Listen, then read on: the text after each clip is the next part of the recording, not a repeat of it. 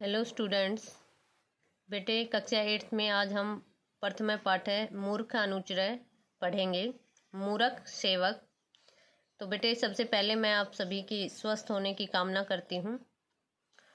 प्रस्तुत पाठ श्री विष्णु शर्मा द्वारा रचित पंचतंत्र नामक ग्रंथ से लिया गया है।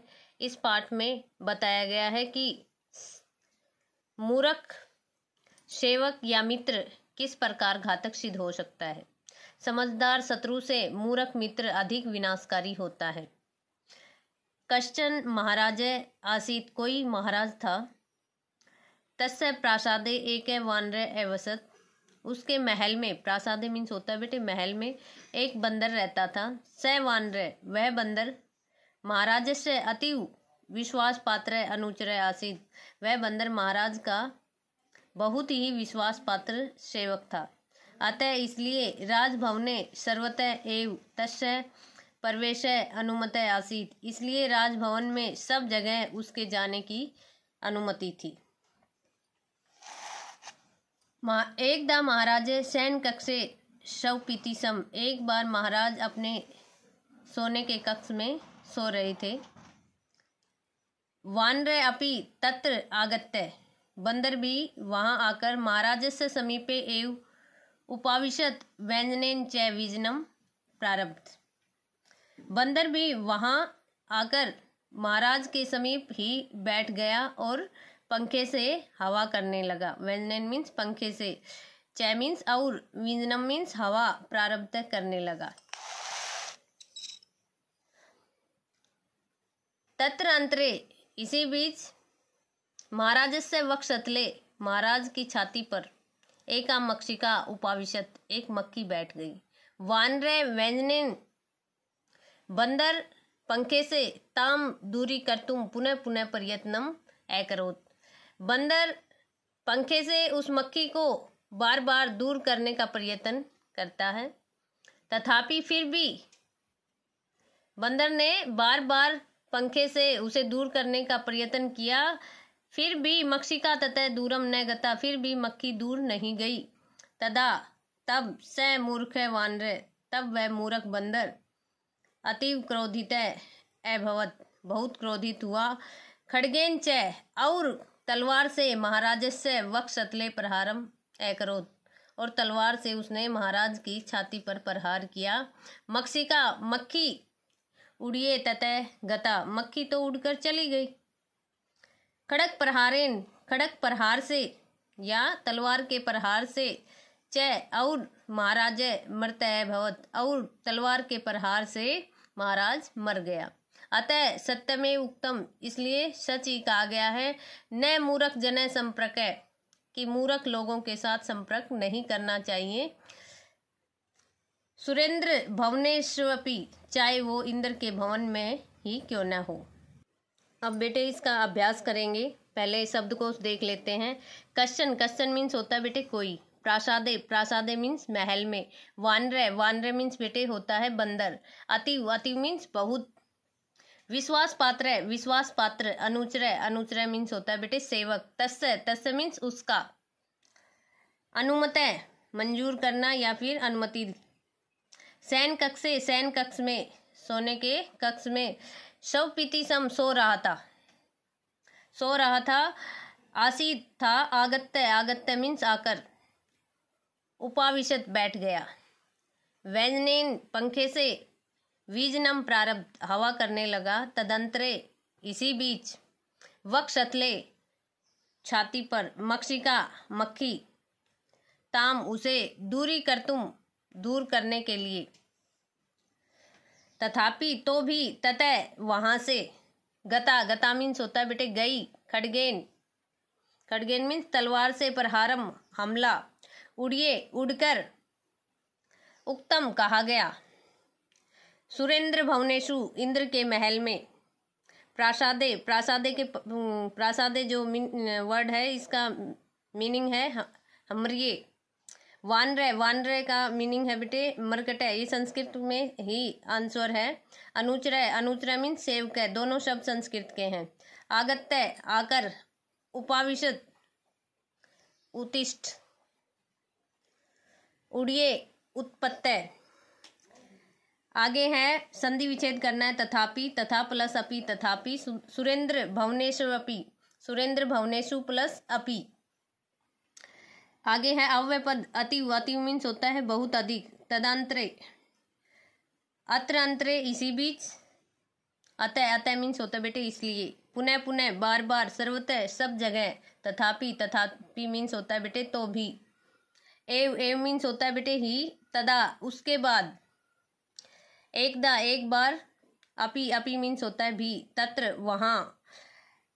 शव जो धातु है उसका मीनिंग होता है बेटे सोना। विस, विस धातु का मीनिंग होता है बैठना। और आ प्लस रब धातु का मीनिंग होता है शुरू करना। प्रत्यय पद, गता जो वर्ड है इसमें गम धातु है बेटे और कत प्रत्यय है। उड़िए में उत उपसर्ग है, डे धातु है और लैप प्रत्यय है। आगत्य, आ उपसर्ग है बेटे, गम धातु है और लैप प्रत्यय है। उक्तम, उक्तम में बेटे वच धातु है और कत प्रत्यय है। अब इसका हम अभ्यास करेंगे। महाराजस्य प्रासादे कै अवसत। एक पद में उत्तर देना है। महाराज के भवन में कौन रहता था भाई? एक है वानर, एक बंदर रहता था।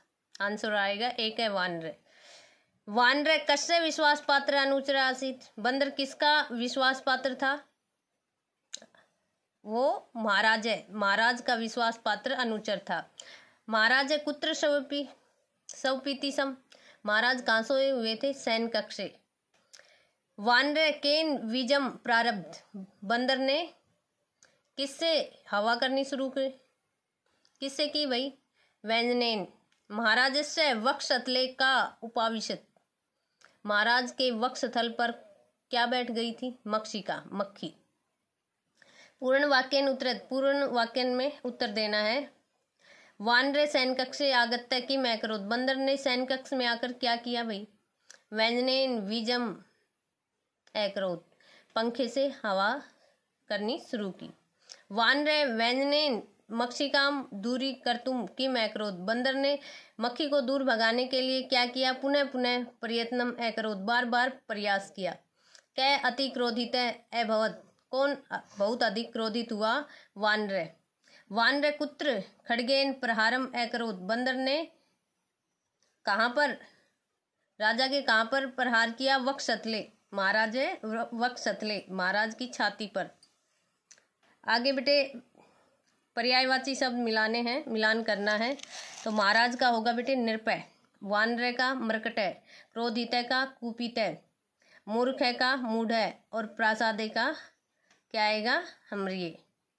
अगला क्वेश्चन है बेटे पर्सन निर्माणम क्रियताम। पर्सन निर्माण करो। पहला है प्रासादे एक वानर अवसत।